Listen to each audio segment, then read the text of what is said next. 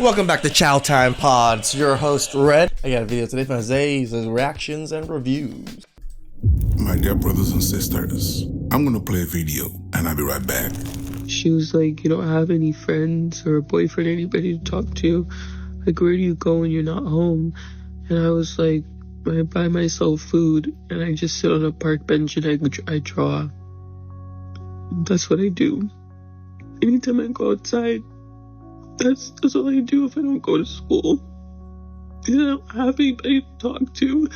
I don't even know why I pay my phone bill because nobody calls or texts me. Did y'all see that? Now, my dear sisters, she is not the only one. She is not the only one that's feeling like this in 2026. Here's another one. Hey, what's going on, people? You see the young lady that I got posted right here? I saw her video on I forgot what platform it was, but she had an absolute mental and emotional breakdown, crying, and she said that she can't find real, true, genuine love.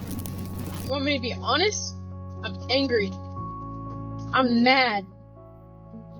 I'm fuming. I'm on fire. I'm mad because I care more about you than you care about me, and that's how it's always gone. I'm tired of it. I'm mad.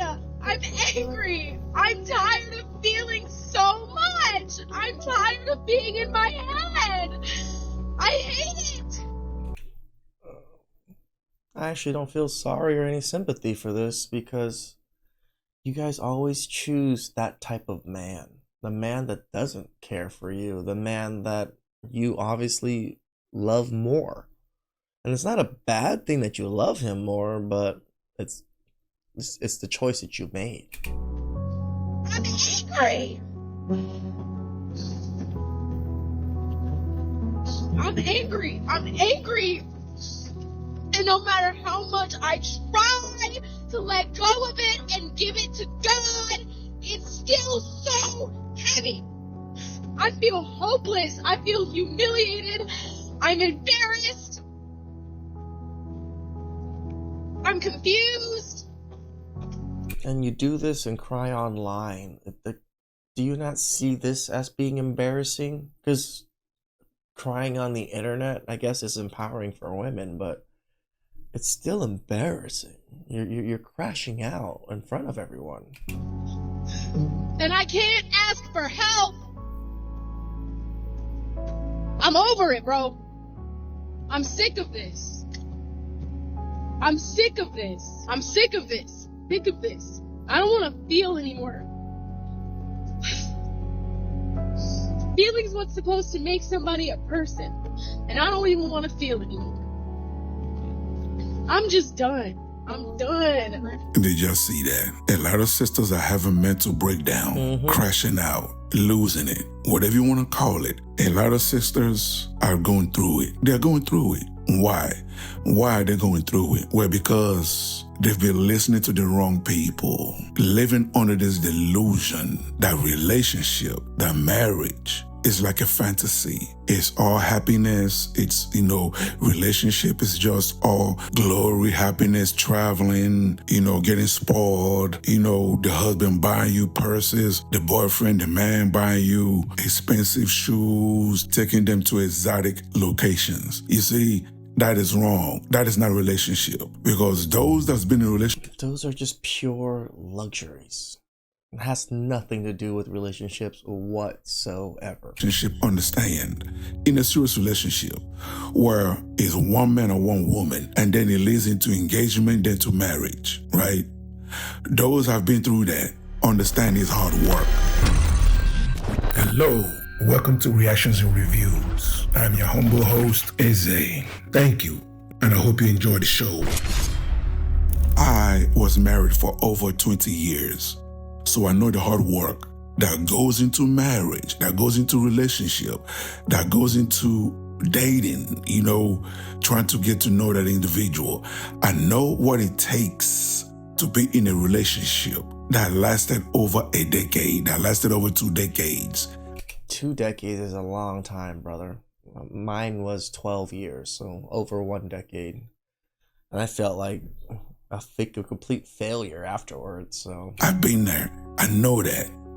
So when I make these videos, I'm only trying to tell you sisters, you all need to let go of this fantasy from the movies, these fantasies that you ladies see on TikTok, the fantasies that you ladies see on Instagram. Like relationship is just up, up, up. No.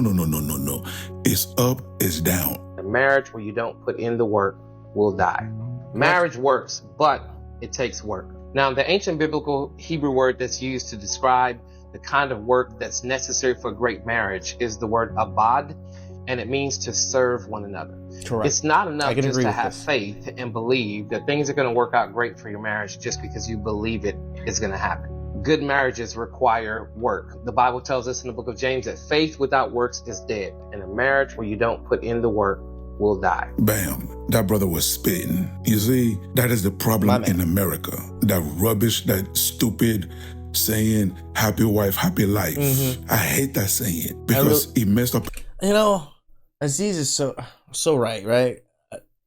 I live that motto. I told you guys when I was married, I always said that motto. And everybody laughed, everybody chuckled. And I was like, oh yeah, you're so right.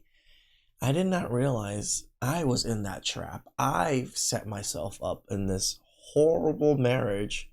Not horrible marriage, I'm sorry. Like, the marriage became horrible because of me, because of my mentality of how I thought her happiness and everything was the more important thing than anything else. A lot of women to where they feel marriage is all about the woman being pleased, being happy, and everything caters around her. That is not marriage. Marriage is give and take. You two are one. I play my role as the man. You play your role as the woman, as the wife. We both got our roles to play. But in today's marriage in America, it's all about what the woman wants. It's all about pleasing the woman. It's all about making the woman happy, which is why the divorce rate is sky high. Because you can't keep them happy, right, Ezzy? You just can't.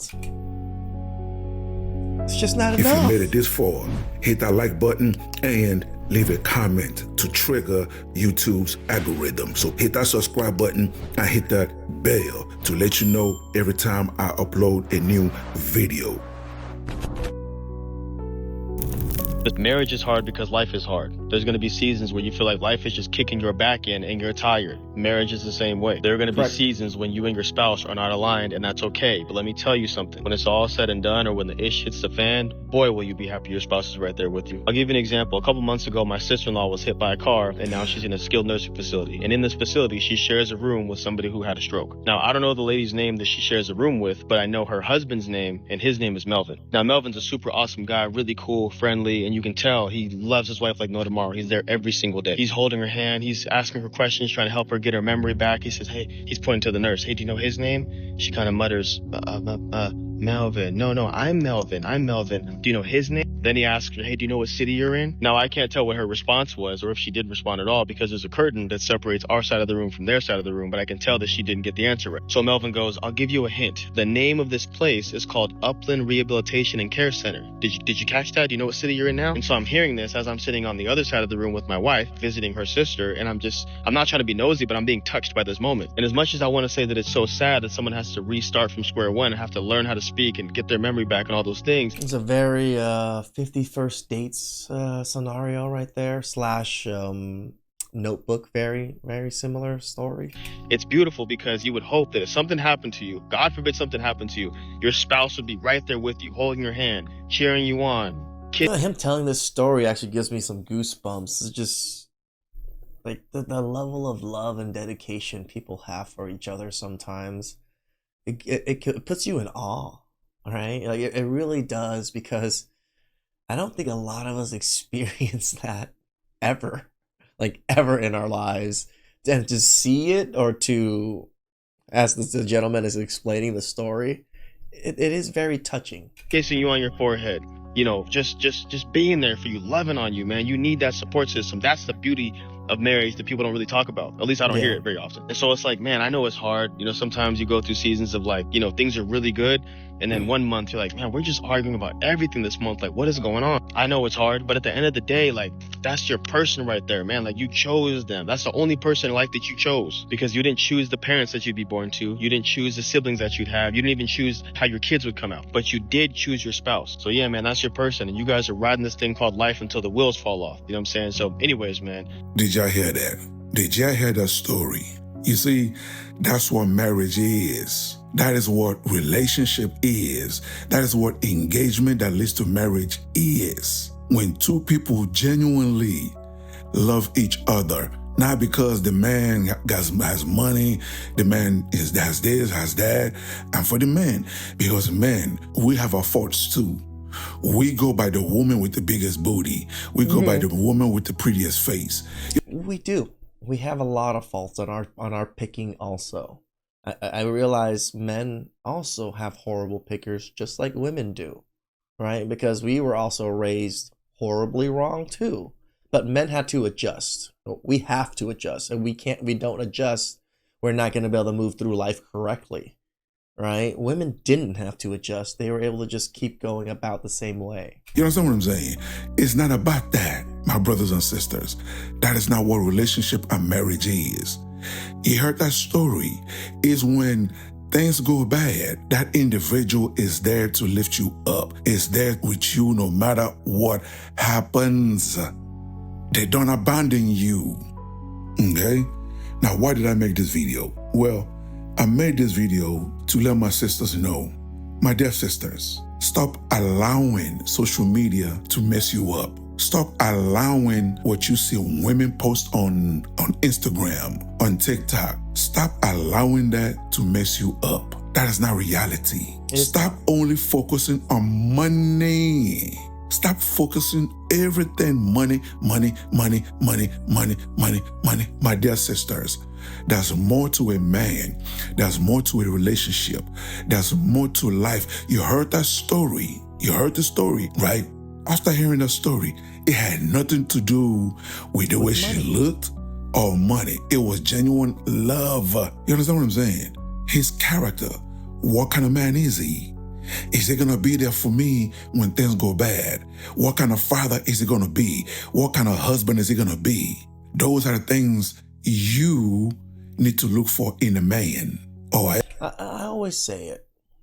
Men, we should provide value to the people around us and to the world. That's how we come into manhood, is providing value. And I think it's the same thing for women, right? It's to provide value for the people around them and themselves. And the best way for them to provide value is find a good man and make themselves valuable to that man. Else, you're going to end up like this sister, crashing out on the internet. That is why I make this video. Shout out to our brother Zay.